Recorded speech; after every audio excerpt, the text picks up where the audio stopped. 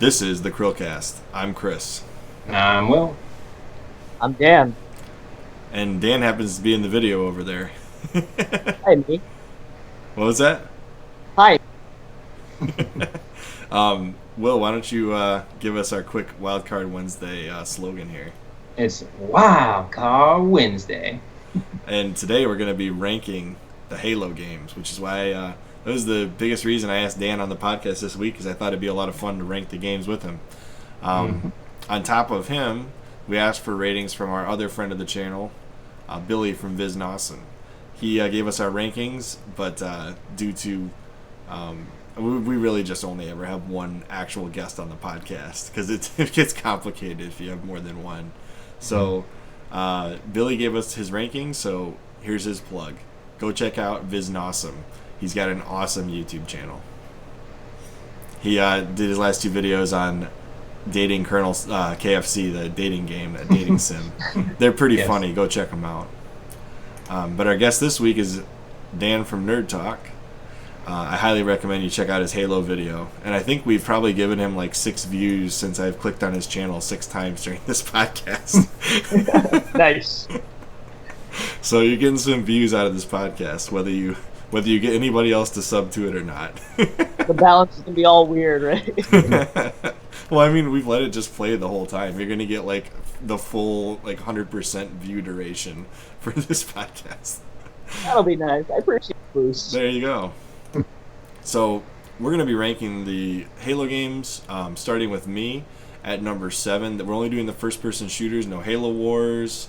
We're not doing the mobile games, and even though Will and I both loved that Halo Fireteam Raven game, that's not going to be on this list. We're just doing Halo 1 through Halo 5, plus ODST and Reach.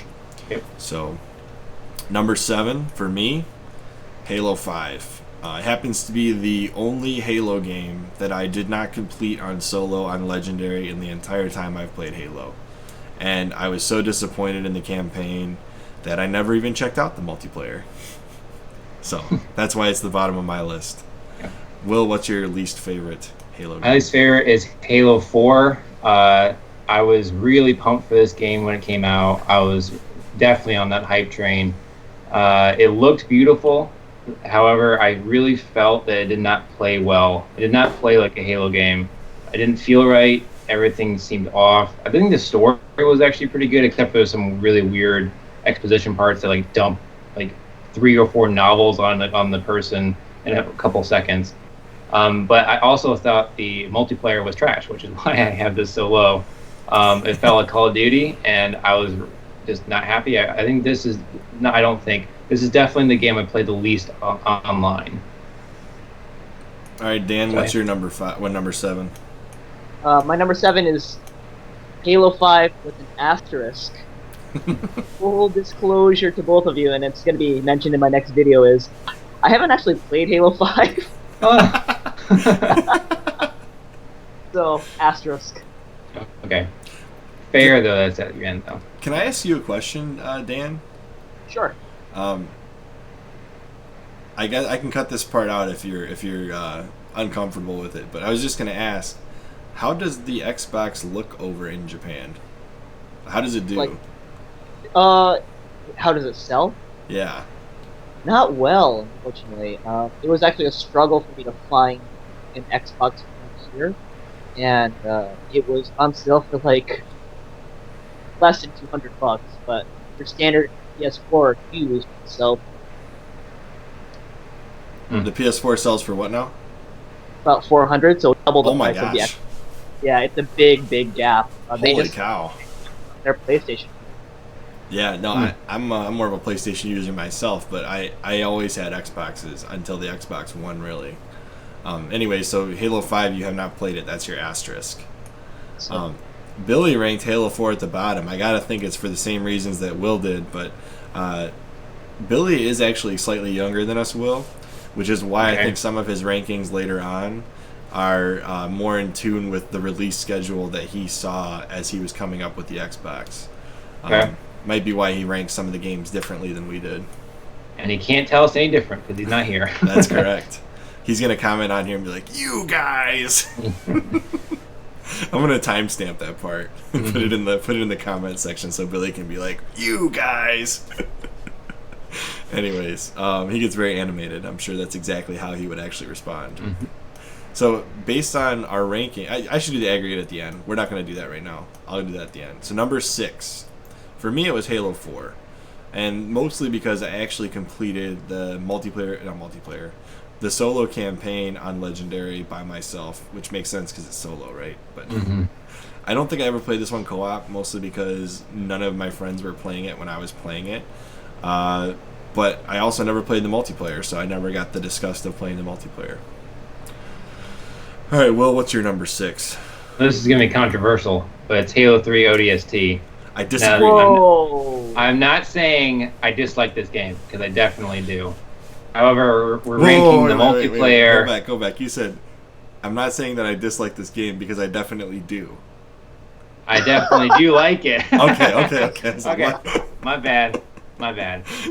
Anyway, the thing is, we're ranking the campaigns with the multiplayer, and although you can already see my next pick, I do like the campaign in this game more than the next pick. However, the multiplayer was the same essentially as the Halo 3 multiplayer, and as I was telling Chris before, that game really threw me off. So I was someone who played Halo 1 right when it first came out, and Halo 2, and I was really in the Xbox Live with Halo 2. And when I went to Halo 3, the hit detection, they changed how the game registers that, and the time to kill also changed, and that really threw me off, and I was terrible at Halo 3 multiplayer. So I went from playing all the time with Halo 2 to Halo 3, and then when Halo 3 ODST came out, they added Firefight, which was good, but definitely Halo Reach's Firefight is better. So that's why I have it ranked where it's at right now. Though I do like the campaign, it's very atmospheric. I'm just gonna say I disagree with you on the firefights and the order of the ranking, but that's okay. I don't care if you disagree with me. Mine's better. All right, we'll move on. I'm not gonna sit there and yell at you about ODST. So Dan, why'd you rank Halo 4 the same way I did? I think it's similar to what Bill said earlier about Halo 4. So, you guys know me. I like a good story, and Halo 4 there were parts that were good. There were parts that had such potential, but they just dropped the ball. There were a lot of exposition dumps, and then you kind of have to accept certain things just happen, and that doesn't make a good, engrossing tale for me. It was close between. I think that the biggest fault of Halo 4 is that the Didact dies in a comic strip after the game. Oh, yeah. That is just you also disgusting. They crawl up with a grenade. Like, what was that? That was not a Halo moment. That is the Halo moment, Will. It's the pinnacle of the series, I'm sorry. They better not continue that with Infinite. So, Billy gave Halo 5 a slight nod over Halo 4, because his bottom was Halo 4. You and Dan, Billy, have the opposite taste, apparently. But, maybe Billy actually played Halo 5, so there might be that. Oh, I'm going to say... cuts. I don't know if it's why Billy picked that one, but it's probably because multiplayer is much better. Maybe. I really don't know. I never actually played the Halo 4 multiplayer, so maybe that's why I didn't rank it so bad. Yeah. Halo 2. This is going to be a controversial one for me, I think, because a lot of people are going to disagree with me on this. But in my opinion, and actually all stakes out, right? Everything out of the closet here. Halo 2 was the first Halo game I played. Halo 1 I played after Halo 2. But even though it was the first one, I have no nostalgia for Halo 2. I never really liked the multiplayer of Halo 2. I was okay at it. But I never really liked the Halo 2 multiplayer. Mostly because by the time I was into Halo 2 multiplayer, it was kind of dying. Because I got the Halo 2. Well, okay, now that you have the Master Chief Collection, sure. But when I got into it, the Xbox was fading, and the 360 was on the horizon, and a lot of people had dropped from Halo 2 that I used to play with. So I only had a few months of multiplayer Halo 2 with people I actually knew. Then it was all randos. And randos on Halo 2 was not fun for me, because they were all better than me. And it really hurt my kill to death and all the random rankings you could get on Halo 2. So that and the ending of Halo 2 is the worst part about Halo 2, in my opinion. Finishing this fight. Yeah. Where's the end? Where's the end of the fight? That's so epic! The thing is, it was super abrupt the first time I played it through, but I still loved that game. I enjoyed every minute I played it. After playing it all the way through solo on Legendary and actually beating that stupid brute on the three-tiered final platform, I was mad. I was very mad. And given that I had such a sour taste in the multiplayer because I didn't get a lot of time playing with my friends, I just can't rank it higher than 5. So that's my ranking for Halo 2. All right. Well, give me a good reason. So mine's going to be controversial because game is so high up there. But the thing is, like, I agree that the story was terrible. However, it felt more like Halo compared to Halo 4. And the multiplayer, I feel, is probably the best multiplayer since Halo Reach. It's a really solid multiplayer. I really like the Warzone. I like what they've done with Arena. The advanced movement and the Spartan abilities and stuff was screwy at first. So when the first couple months that it came out, everyone was ground pounding and everyone was using their abilities and it was terrible. But now I realize that almost no one uses those abilities. So it basically plays like a regular Halo game with the occasional person who's dodging out of the way or something, and it's pretty easy to adapt to that. But I really enjoyed the multiplayer. I've only played the campaign one time, so which is crazy for me because I usually go through and play the campaigns like consistently at least a couple times a year on all the other games. So that tells you how I feel about the campaign. Well, what did you think of Locke? Like, he was supposed to be our new blank character. They just ruined that character. I think that there was potential there, and the marketing with the Hunt to Truth had me so excited for this game. If they had just followed that storyline through, this game would have been amazing. But as it stands, nothing in the story makes sense. Like, why is he hunting the chief? Why did the chief suddenly go AWOL for absolutely no reason? Why are they keeping Cortana a secret from Chief? That doesn't make any sense. Why are the AI suddenly rebelling? This doesn't make any sense. This was an instance of better marketing than an actual game. Yes. Yeah. The hype train is ridiculous. I've heard that they changed the story like really late. So they had one story which aligned with the marketing better, and then for whatever reason, whether it was Microsoft or someone at 343 or someone, had them change the story to be more like relatable or something, and then have Cortana be the villain instead of something else, and that's why the story and the campaign sucks so bad. Well, there is people within 343 that wanted to kill off the Master Chief and move on with Locke.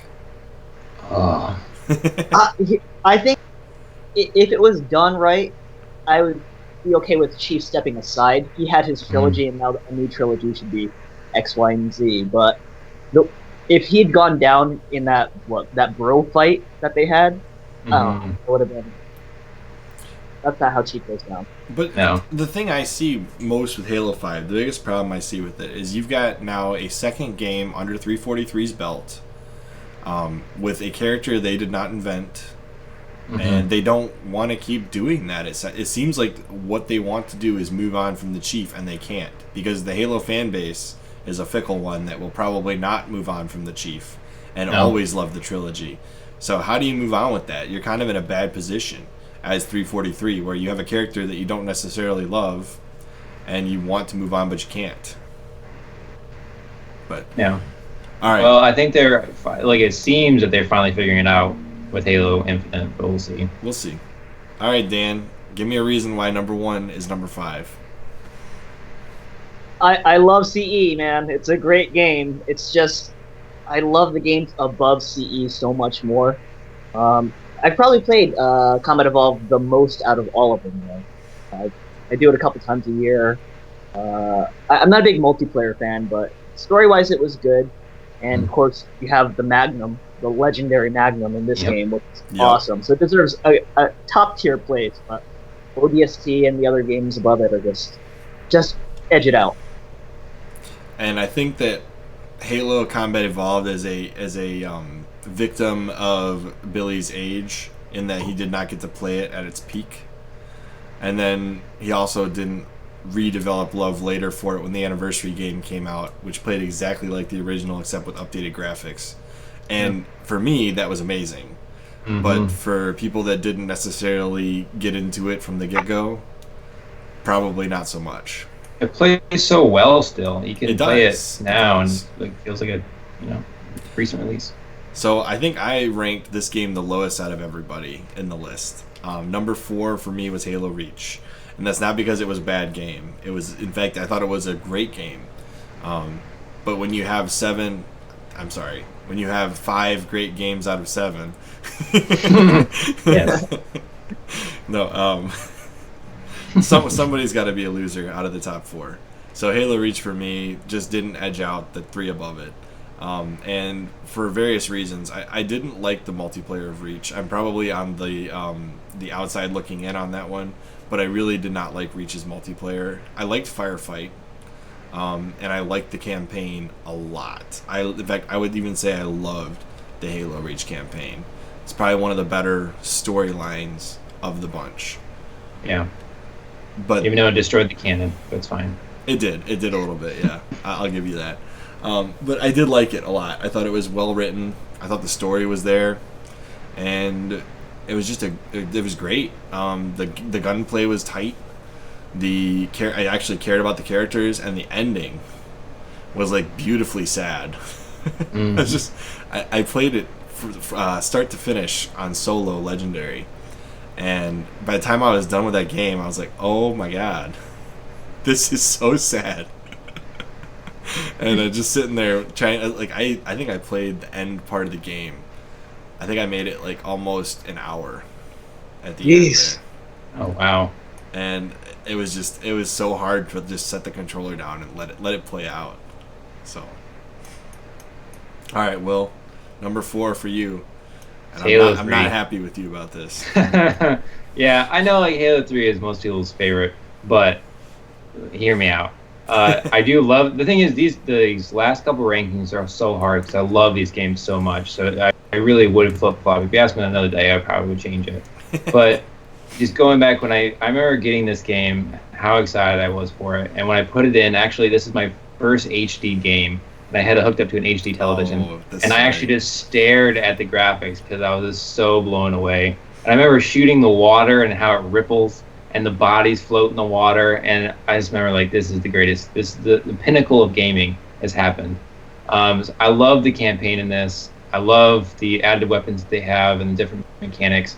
Like I said before, the multiplayer did not do it for me. I was terrible. I didn't like the fact that it was like hit scan instead of projectile, if I remember correctly. The difference between Halo 3 and Halo 2. And it really changed the feel of all of the weapons. And also how quick the death was also changed how the multiplayer felt. So that's why it's ranked lower than the other couple games. But I still love this game. This isn't the game that you put it in your Xbox and you red ringed immediately, was it? No, we haven't gotten there yet. Okay, never mind. All right. Dan, defend your Halo 3 ODST at number 4. I love ODST, just to be fair. Love ODST. It's the same case as CE. It just got edged out by the other games. It's a side game, though, to be fair. So you can almost kind of lump it in with 3.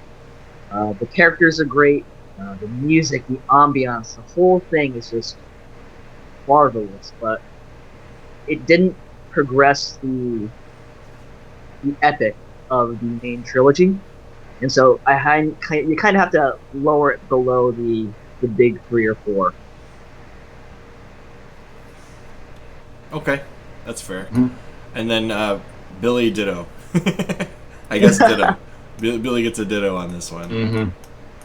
All right, so number 3 for me, Halo 3 ODST, and for some of the same reasons you just said, the music, the score of this game was fantastic. It really played to the kind of the apocalyptic feel, but kind of like a downtrodden, and just the storyline here, it was so different for me coming from Halo 3 to this game.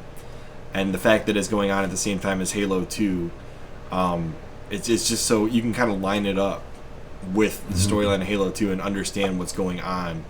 And as you see things happening, it's like, oh my god, I remember that in Halo 2.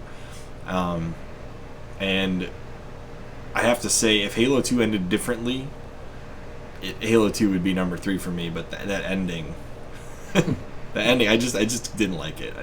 Halo 3 ODST, on the other hand, I thought they executed the entire plot rhythmically and well throughout the entire campaign. And then Firefight, and the fact that it came with the full Halo 3 multiplayer disc, I didn't have to buy any more multiplayer maps at the time this came out. It literally just made a perfect purchase for me, and I loved every bit of this game. So that's why Halo 3 ODST is number 3 for me. All right, Will. I have this ranked so low. Okay. So Halo 1 was obviously the one I started with, and this is my first Xbox game, other than Amped, which is a completely different game.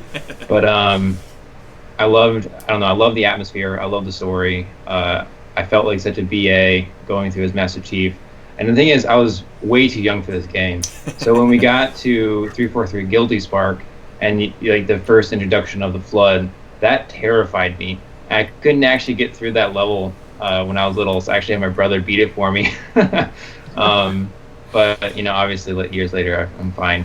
No, you're not. And yeah, I didn't know that this ever had. Well, obviously it was just local multiplayer when it first came out, and I never played that because I didn't have anyone to play Halo with. All my friends had like Crash Bandicoot or something, so or play like they had a PlayStation 1 and PlayStation 2, so I was the only one on the Xbox.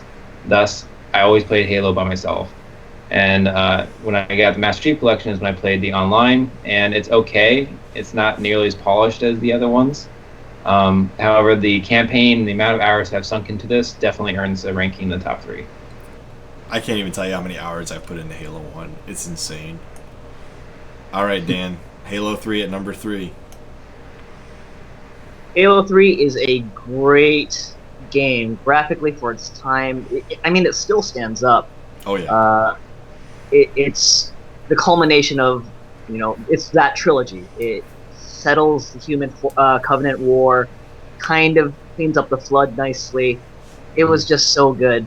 But there were enough cringe lines, let's put it, that where you go, wait a minute. So I actually just looked this up. There was a part in the beginning, and Miranda Keyes, the daughter of the late Captain Keyes, spoilers, they're being invaded by the Covenant. And someone goes, let me get the exact quote. It is, where do you want them to go? Yeah, and it's to war. And someone made a comic later, and it was just, okay, well, what does that mean? Like, should we go to Rally Point A, or be like, can you clarify, you Peter? That's but funny. It did everything nicely. Yeah, I will say that Bungie was in a weird place where they like to kill off people who probably they shouldn't, so they ended up killing off certain characters who would have been useful in the later games just to have continuity, a through line. But I get the narrative death, the dramatic death, which adds to the tension. So it's up and down Halo 3 for me. That's fair. One thing I really hated about the Halo 3 campaign are the Cortana moments where it takes over your screen and you can't move. Oh, yeah. That was kind of frustrating. It's like probably one of my few complaints with Halo 3. I don't have a lot.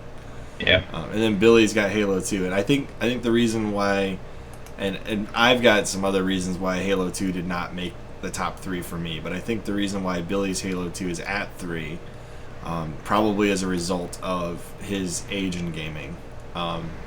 Probably came in at the tail end of Halo 2, or maybe he came in during Halo 2, but if I had to guess, it's got to do with when he started playing Halo.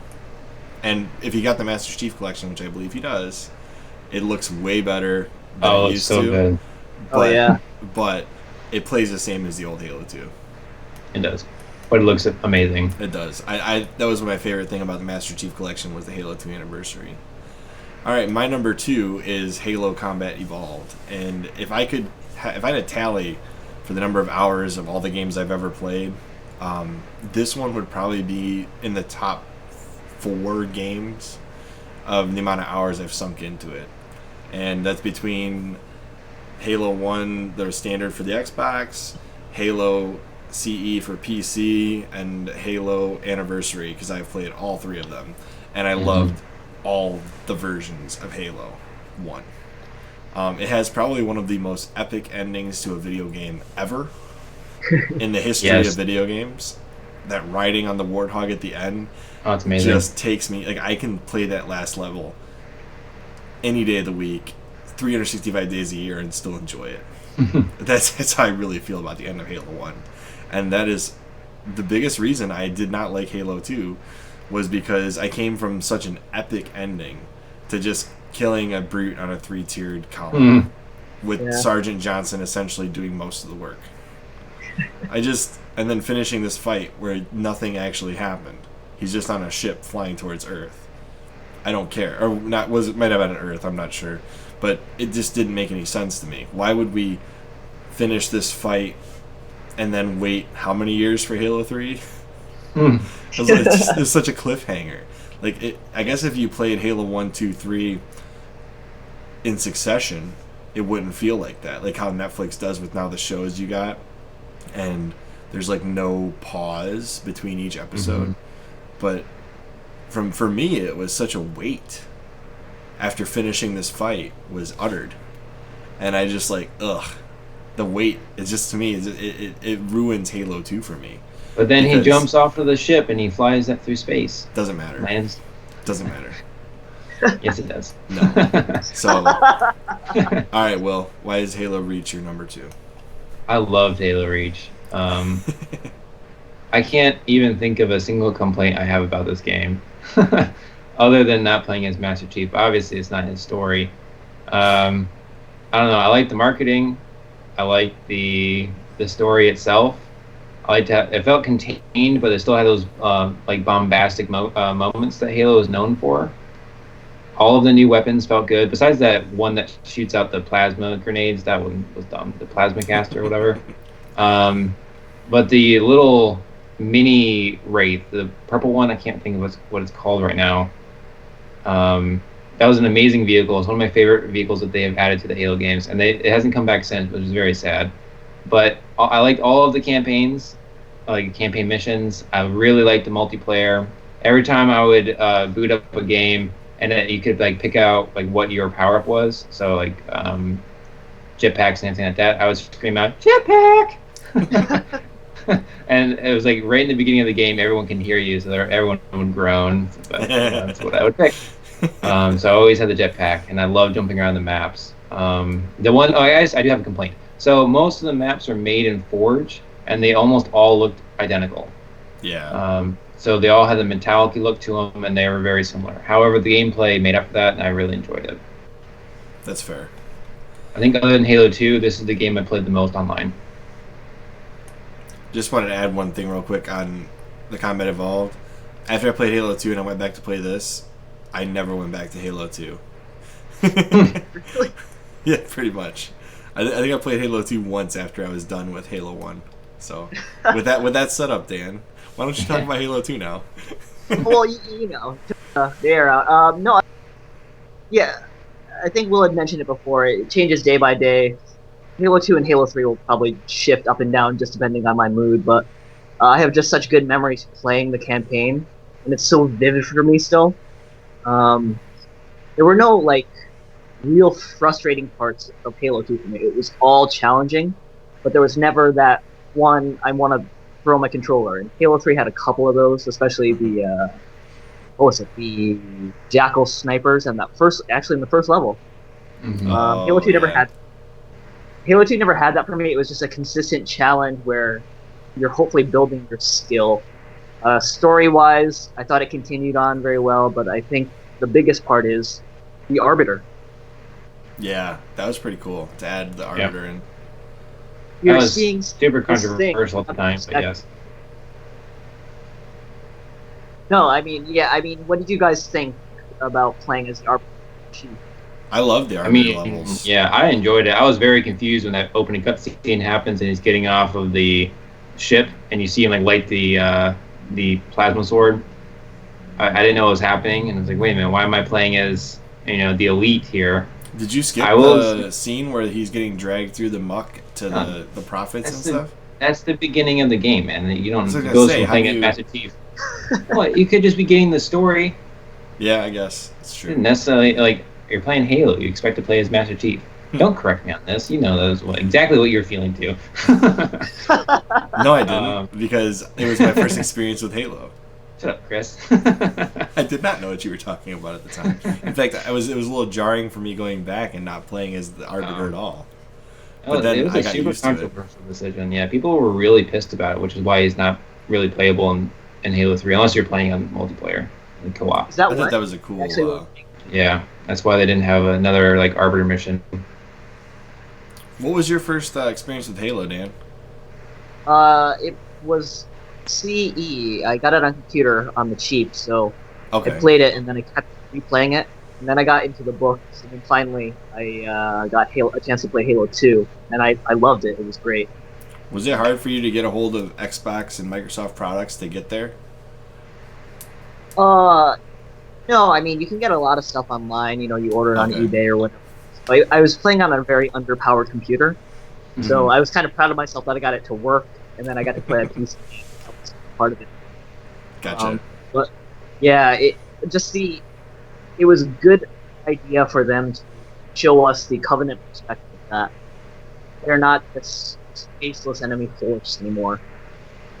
And the Master Chief Collection only added to that experience with that added video at the beginning and end of the game. I think. Yeah, that's true. I mean, do you guys play the original anymore, or do you play?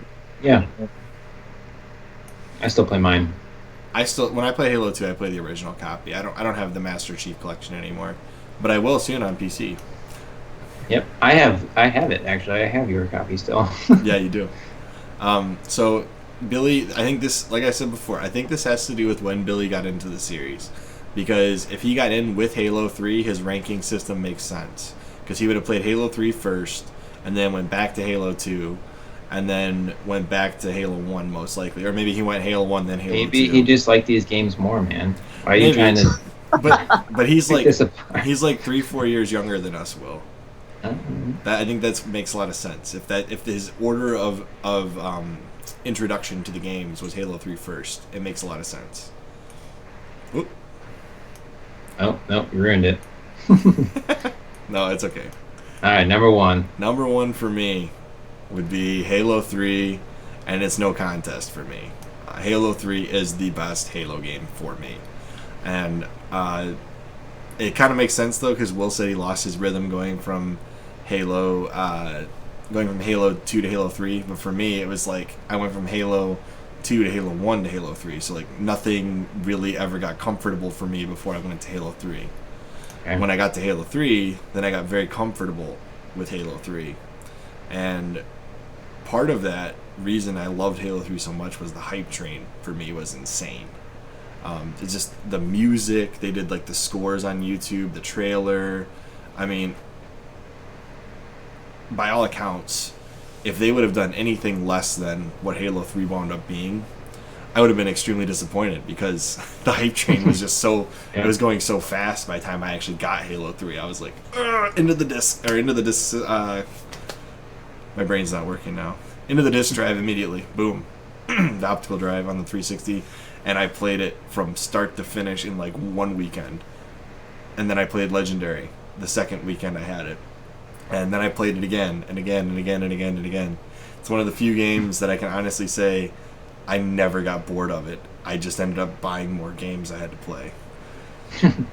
And at some point in time, even if you're not bored with a game, you want to play other games. But I have never been bored playing Halo 3 in the entire time I've owned it. And that's why Halo 3 is my favorite. How about you, Will?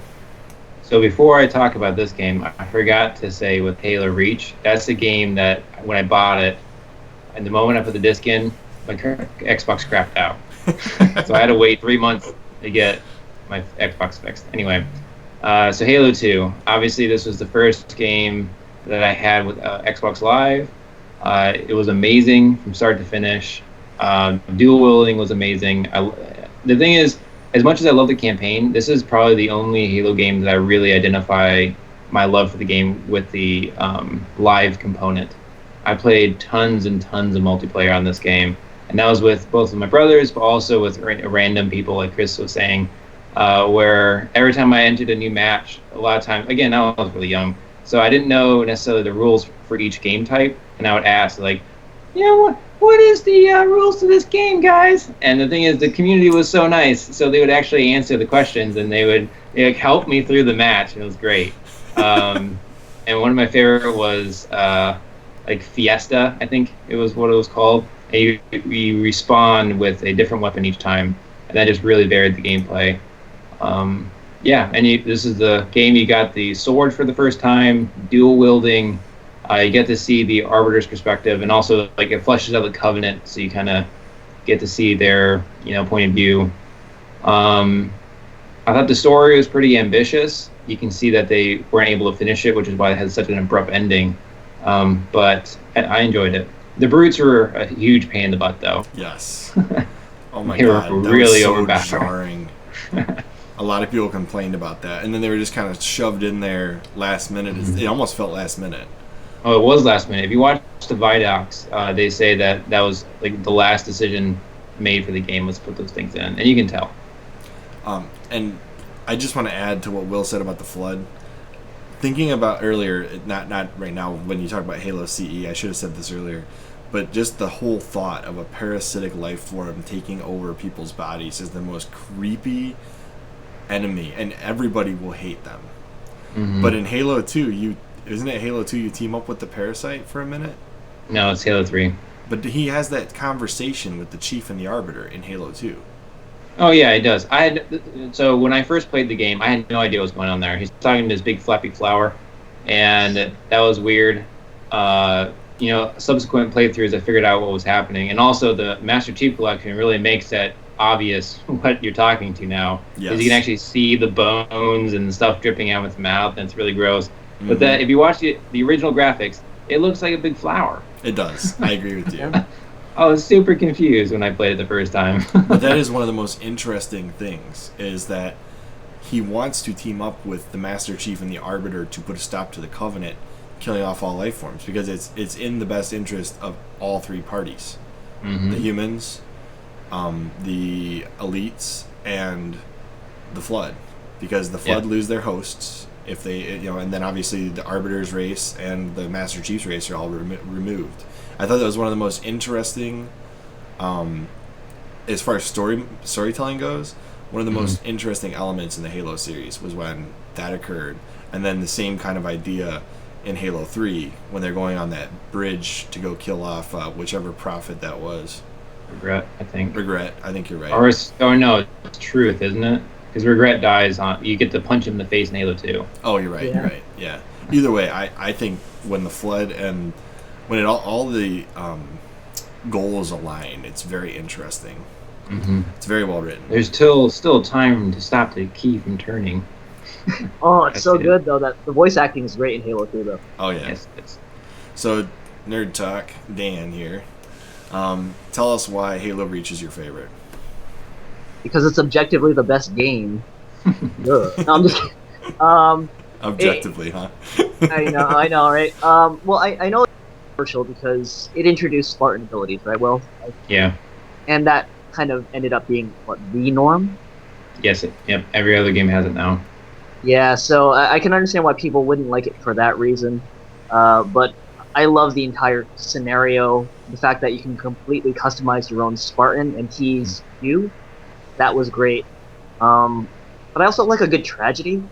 There was this beautiful futility to it all, because the problem with prequels is that we know the end, right? We know what's going to happen. We know what has to happen. And it's usually not pulled off well. A lot of, the Star Wars prequels, people have varying opinions of it, but in general, they're very much frowned upon.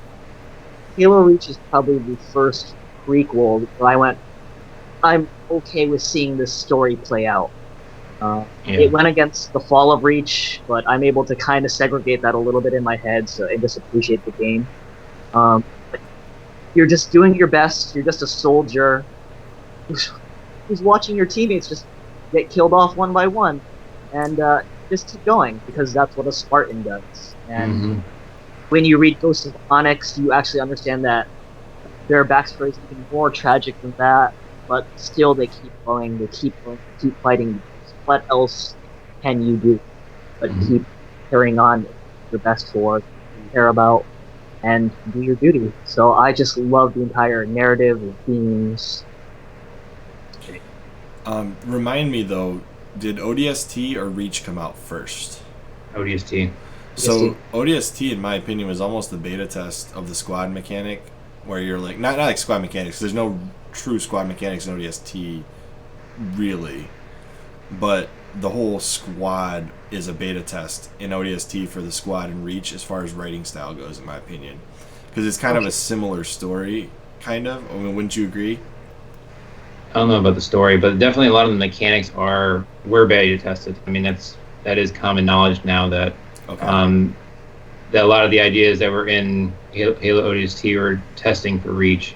That's so what like I customizing, at least as far as multiplayer, the different parts. Now I can't think of all the other ones. I just watched a VDoc on this though, but they have it where you can actually see the parallels between the two different games and how they really were testing a lot of the things in the Halo 3 engine with Halo ODST, and they pulled it over to the updated engine for Reach. Makes sense. And then Billy's last one is an agreement with Dan on Halo Reach being number 1. So, now that we've got everybody's rankings, Chris, Will, Dan, and Billy, let's see what the final numbers are. So at number 7, we have Halo 4. And basically this, I took an aggregate and added up number 1, number 2, 3, 4, 5, 6, 7, for each of us, right? So the lowest number, as far as all the rankings added, would be number 1, and so on and so forth. Does that make sense? Everybody agree with that? Yep. Yeah. Okay, so Halo 4 came out last.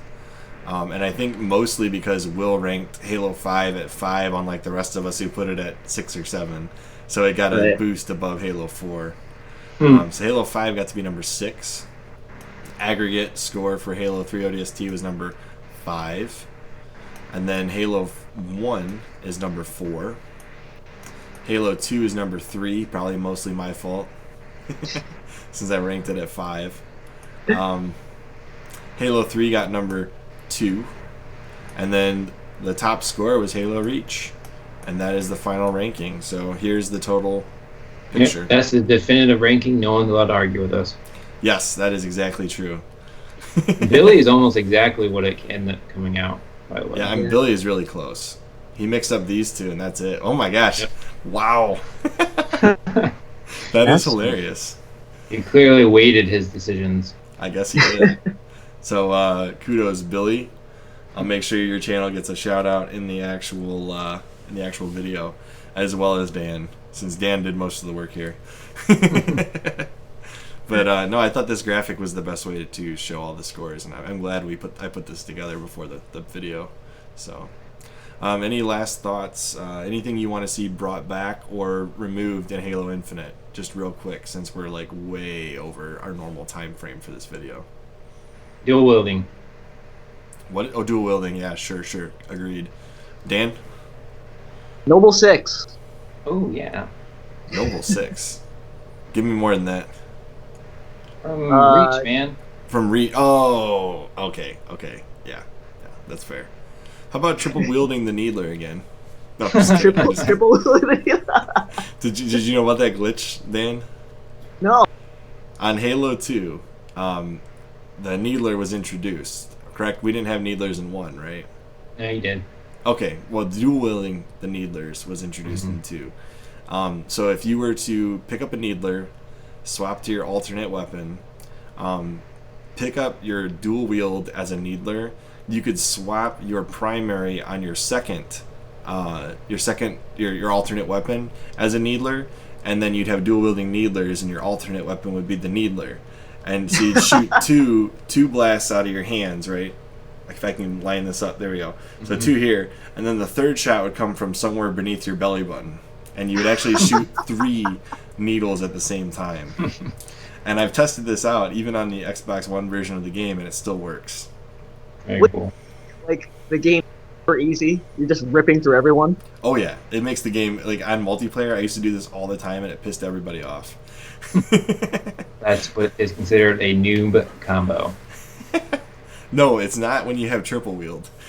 Well, isn't the noob combo the plasma rifle, then the pistol, right? Or, Yes. Yeah. I don't know if it's a pistol, but it's a plasma pistol and the I got any other gun. So the SMG, because the plasma pistol will take away your shield and you can mow them down with the SMG. Yeah, but that's why you have the pistol. You pick up the plasma and the pistol, you dump the shield, then you drop the plasma, get in the reticle, and then take them out. Headshot. Mm-hmm. That's not noob. That's like smart. It is new, man. That's frowned upon in the Halo 2 community. Okay, my bad. Frowned upon is different. All right. Well, with that being said, as always, I'm Chris. And I'm Will. I'm Dan. And this was the CHRILLCAST ranking the Halo games. And we will see you on next CHRILLCAST.